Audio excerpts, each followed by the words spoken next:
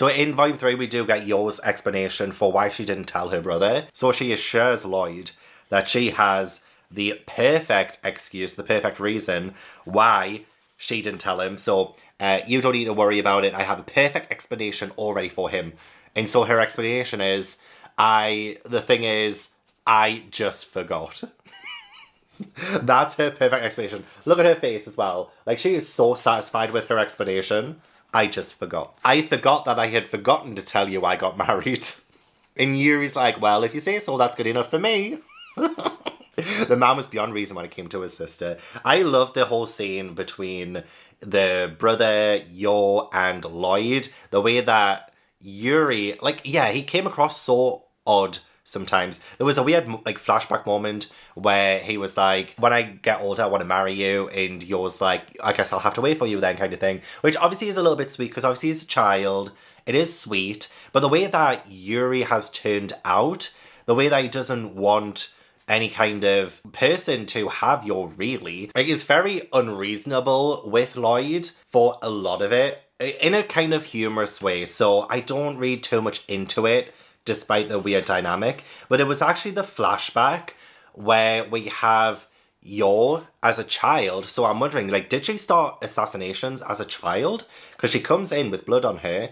She says, Yuri, I'm home. Ta-da, it's that encyclopedia set you've been wanting. I got a big payday at work, so I brought it for you. My sister was always doing stuff like that for me. She worked herself bloody all for my sake. And I'm like, oh, I mean, you know what? I would be so protective of Yo as well if I was her brother. I mean, again, like, the way that he goes on, the way that he skips about with, like, flowers and stuff, and the way he talks about his sister is very strange, but you can kind of see through the flashbacks why he is that way a little bit. So it really is very sweet.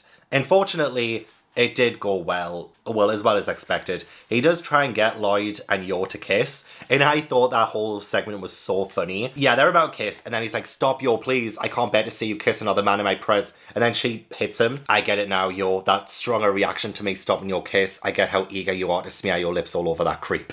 Like, he takes it the wrong way. Honestly, like, I honestly don't understand how, like, she beats her brother black and blue, pretty much bloody, when they're about to kiss, and yet he thinks it's because he was going to try and stop them from kissing, but she didn't want him to stop them from kissing, even though they've never kissed before. So Yo doesn't actually want to kiss Lloyd in that moment, because they hadn't done it yet. So, like, honestly, I love it. I love how much miscommunication there is. It's usually my least favourite trope in, like, romances and stuff, but in Spy Family, it's a totally different kind of miscommunication. It leads to, like, the most hilarious hijinks. It's great. There is a dodgeball game, which is pretty cool. But, like, what is this? It says here, Bill Watkins, age 6. Him.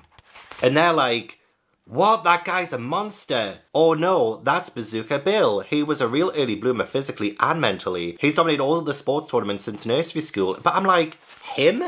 How is he 6 years old? What?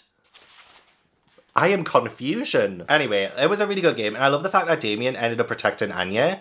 Like, Anya was reading the mind of Bill as he was, like, throwing things, throwing the balls, and she managed to, like, dodge and stuff. Honestly, it's such a cool power.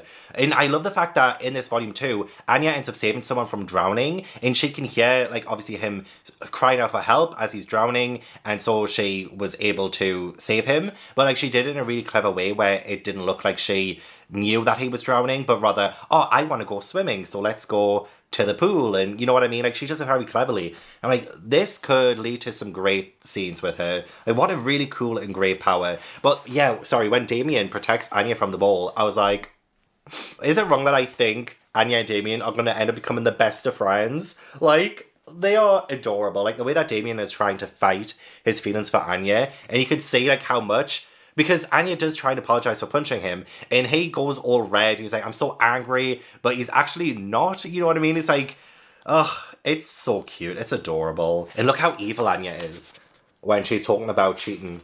And, you know, she's going to try and see what other people's speciality is. That way, when I cheat, I'll ace the test every time, easy peasy. But just, like, look at her face. Like, I love how adorable she can be, but also, like, really evil the next minute. So, yeah, she ends up saving that guy from drowning. Like, she jumps in. Like, she risked her own life to save this guy. I'm like, wow, she is awesome. And then Lloyd saving them both. Oh my god, can he do anything wrong? Seriously. I genuinely think he is my new, like, manga husband. I mean, it will always be Ace from One Piece, but times are a-changing, times are a-changing. I can be a bigamist. I'm absolutely fine with that. Doesn't mean I love either of them less. But anyway, oh my god, look at how proud Lloyd is of Anya. Oh my god. And she gets a star for saving someone's life. So she now needs 8 stars to be part of, like, the elite or something. I will understand what the whole point system is. There are, like, 8 demerits and, like, 8 stars and stuff, and she needs to get, like, 8 stars. Yeah, Lloyd is so proud of her. I love that. So we end this volume with Anya wanting a dog.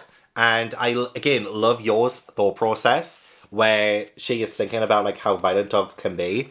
And so she's like, dogs can be so ferocious. And I worry about Anya getting bitten to death. And there's obviously Anya hearing her thoughts and thinking, oh my god. And then she also hears her dad's thoughts and about how a nice big strong dog could be a good security, you know, kind of thing. But it's the way that Yo still thinks about a cute tiny dog maiming Anya. So yeah, we ended the volume with her talking about wanting a dog. So it'll be really cool and nice to see the family go the next step, which is, of course, getting a furry family member. And oh my god, I just know I'm going to end up falling in love with this dog. If they get one. I think they will.